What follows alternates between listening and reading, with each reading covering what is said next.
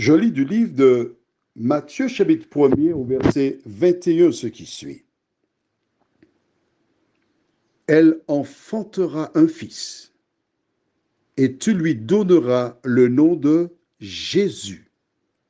C'est lui qui sauvera son peuple de ses péchés. Prions. Notre Dieu, nous te remercions pour la lecture de ce jour, dont le thème est « Il sauvera ». Merci pour la promesse qui a été donnée à Marie. Tandis que nous approfondirons cette parole, que ton esprit nous dirige dans toute la vérité, nous t'en prions. Au nom de Jésus et pour ta gloire éternelle. Amen. Il a deux noms. Jésus, au moins, on le connaît celui-là.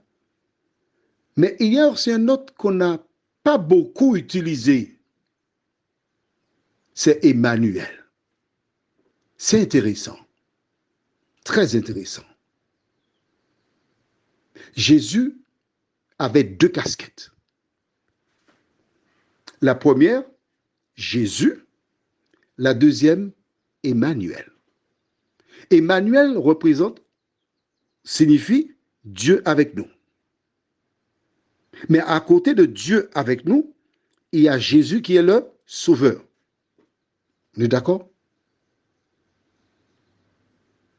Mais c'est kif bourrico. Mais en matière de salut, c'est Jésus. Et en même temps, Jésus, c'est Dieu qui est avec nous.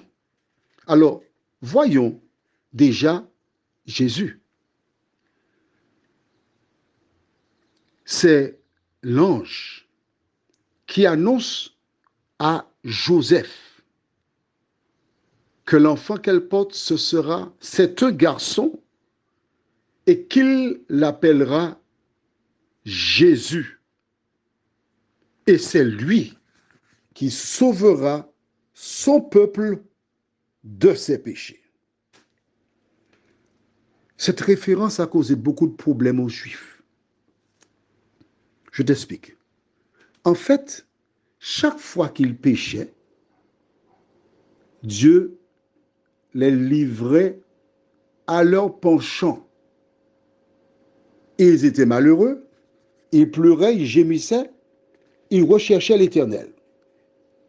Et cela, ils l'ont fait pendant très longtemps. Chercher l'Éternel. Quand tout paraît désespéré, à ce moment, ils retournent vers l'Éternel. On va vérifier cela, d'accord? Dans Juge chapitre 6, je lis à partir du verset 1er.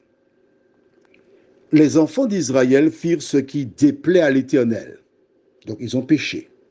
Et l'Éternel les livra entre les mains de Madian pendant 7 ans. La main de Madian fut puissante contre Israël. Pour échapper à Madian, les enfants d'Israël se retiraient dans les ravins des montagnes, dans les cavernes et sur les rochers fortifiés. Quand Israël avait semé, Madian montait avec Amalek et les fils de l'Orient, et ils marchaient contre lui.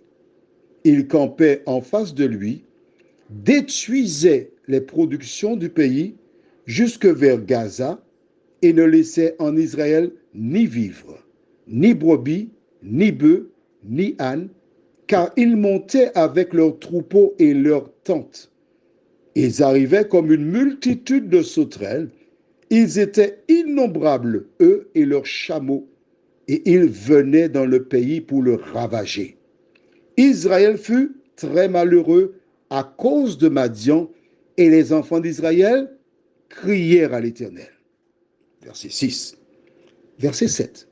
Lorsque les enfants d'Israël crièrent à l'Éternel au sujet de Madian, l'Éternel envoya un prophète aux enfants d'Israël. Il leur dit, ainsi parle l'Éternel, le Dieu d'Israël. Je vous ai fait monter d'Égypte et je vous ai fait sortir de la maison de servitude. Je vous ai délivré de la main des Égyptiens et de la main de tous ceux qui vous opprimaient. Je les ai chassés devant vous et je vous ai donné leur pays. Je vous ai dit, je suis l'Éternel votre Dieu, vous ne craindrez point les dieux des Amoréens dans le pays desquels vous habitez, mais vous n'avez point écouté ma voix. Voilà. Donc Israël avait fait de même et les Romains dominaient sur eux. Et ils se sont focalisés sur ce verset, imaginant que Jésus qui va naître sera un libérateur comme Gédéon et les autres libérateurs que les ancêtres ont connus. Voilà pourquoi ils attendaient un Messie. Mais Jésus ne venait pas